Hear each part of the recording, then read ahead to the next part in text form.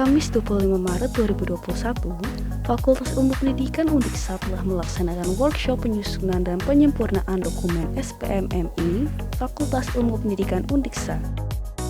Workshop dilaksanakan selama 2 hari, dengan harapan dapat memberikan pencerahan kepada GKM FIP dalam menjamin mutu di lingkungan FIP Undiksha.